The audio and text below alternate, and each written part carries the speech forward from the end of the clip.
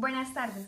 Nuestro grupo está conformado por Brian Eduardo Serrano Sánchez, Ender Yaret Maldonado Blanco, Luisa Fernanda Riveros Maldonado y quien les habla, Valentina Cordobés Casadiegos. Nosotros en esta oportunidad venimos a exponerles sobre la teoría del aprendizaje social de Albert Bandura. Teoría del aprendizaje social de Albert Bandura, interacción y aprendizaje. Tal y como lo hizo Lev Vygotsky, Albert Bandura también centró el foco de su estudio sobre los procesos de aprendizaje en la interacción entre el aprendiz y el entorno social, mientras que los psicólogos conductistas explicaban la adquisición de nuevas habilidades y conocimientos mediante una aproximación gradual basada en varios ensayos con reforzamiento. Bandura intentó explicar por qué los sujetos que aprenden unos de otros pueden ver cómo su nivel de conocimiento da un salto cualitativo de una sola vez, sin necesidad de tantos ensayos. Para Bandura, los conductistas subestiman la dimensión social del comportamiento, reduciéndolo a un esquema en el cual una persona influye sobre otra y hace que desencadene mecanismos de asociación en el otro. Ese proceso no es interacción según Bandura, es más bien un envío de paquetes de información de un organismo a otro. Por eso la teoría del aprendizaje social propuesta por Bandura incluye el factor conductual y el factor cognitivo, dos componentes sin los cuales no pueden entenderse las relaciones sociales. Aprendizaje y refuerzo. Por un lado, Bandura admite que cuando aprendemos estamos ligados a ciertos procesos de condicionamiento y refuerzo positivo o negativo. Del mismo modo, reconoce que no puede entenderse nuestro comportamiento si no tomamos en consideración los aspectos de nuestro entorno que están influyendo a modo de presiones externas, tal como lo dirían los conductistas. Puede que el concepto de aprendiz parezca plano y sin matices, pero lo cierto es que ha evolucionado mucho a lo largo del tiempo. Al fin y al cabo, si nos ponemos un poco filosóficos, no existen respuestas fáciles para ninguna de las siguientes preguntas. ¿De qué hablamos cuando hablamos de aprender? ¿El hecho de llegar a dominar una habilidad es un tema o mérito únicamente nuestro? ¿Cuál es la naturaleza del proceso del aprendizaje y qué agentes intervienen en este? En el occidente, lo habitual era considerar al hombre como el único motor del proceso del aprendizaje, la idea del hombre en busca de la virtud, pero luego llegaron los psicólogos conductistas y revolucionaron absolutamente todo el panorama. El ser humano pasaba de ser el único responsable de su propio desarrollo personal para pasar a ser un trozo de carne esclavo de las presiones externas y de los procesos del condicionamiento.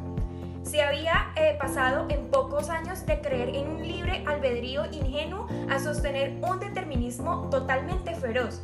Entre estos dos polos opuestos apareció un psicólogo canadiense que hablaría del aprendizaje en términos más moderados, Albert Bandura, la mente pensante que hay detrás de la moderna teoría del aprendizaje social.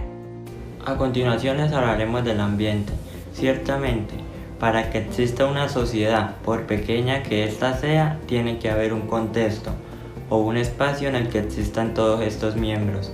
A su vez, ese espacio nos condiciona en mayor o menor grado por el simple hecho de que nosotros estamos totalmente inmersos en él. Es difícil como tal no estar de acuerdo con esto. Resulta imposible imaginar a un jugador de fútbol aprendiendo a jugar por sí solo. Es un gran vacío. El jugador refinará su técnica viendo no solo cuál es la mejor manera de marcar goles, sino también se basaría en leer las reacciones de sus compañeros de equipo, el árbitro e incluso el público que se presenta. De hecho, muy probablemente ni siquiera habría empezado a interesarse por este deporte si no hubiera sido empujado a ello debido a una cierta presión social. Muchas veces son los demás quienes fijan parte de nuestros objetivos de aprendizaje. Ahora les hablaremos del factor cognitivo.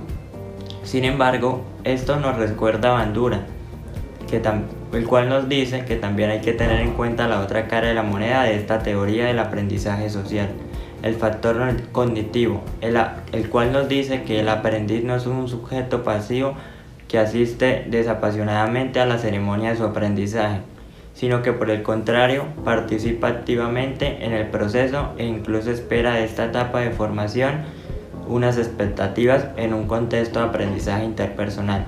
Nos dice que como tal somos capaces de prever los resultados novedosos de nuestras acciones de manera acertada o equivocada y por lo tanto no dependemos totalmente del condicionamiento que se basa en la repetición, es decir, somos capaces de transformar nuestras experiencias en actos originales, en previsión de una situación futura que nunca antes se había producido.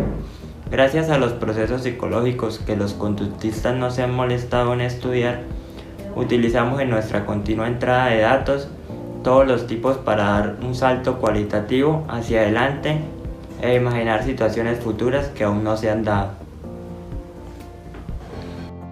Ahora hablaremos de una de las bases de la teoría de Banduras, que es el aprendizaje vicario. Este aprendizaje consiste en que el individuo es capaz de la observación del ambiente en el que se encuentra y por medio de esta extracción de información se puede llegar a concretar un aprendizaje concreto. ¿Sí? Por otro lado, Bandura utiliza su modelo de la teoría del aprendizaje social que con nosotros como nuestros procesos psicológicos privados son importantes. Aunque dichos procesos son solo nuestros y nos pertenecen, se puede destacar influenciados por el ambiente. Es por eso que al vernos a nosotros mismos, dependemos de la manera directa o indirecta normalidad propuesto por la sociedad. Es decir, que nos ajustamos de una u otra manera cómo vive la sociedad o en algún grupo.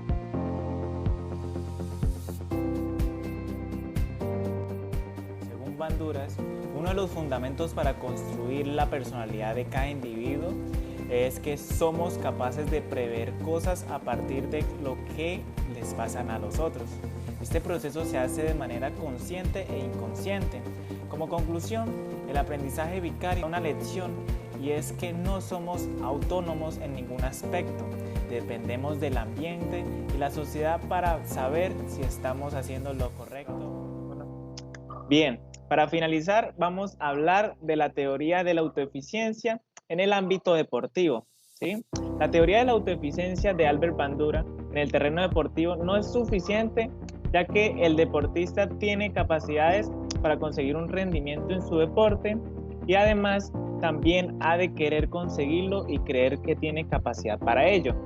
La aproximación cognitiva en el estudio de la motivación del logro asume que en el esfuerzo por conseguir algo que interviene en una serie de mediadores cognitivos entre los que la autoconfianza o percepción, la percepción que tienen los deportistas o jugadores sobre su habilidad ocupan un lugar central en estas.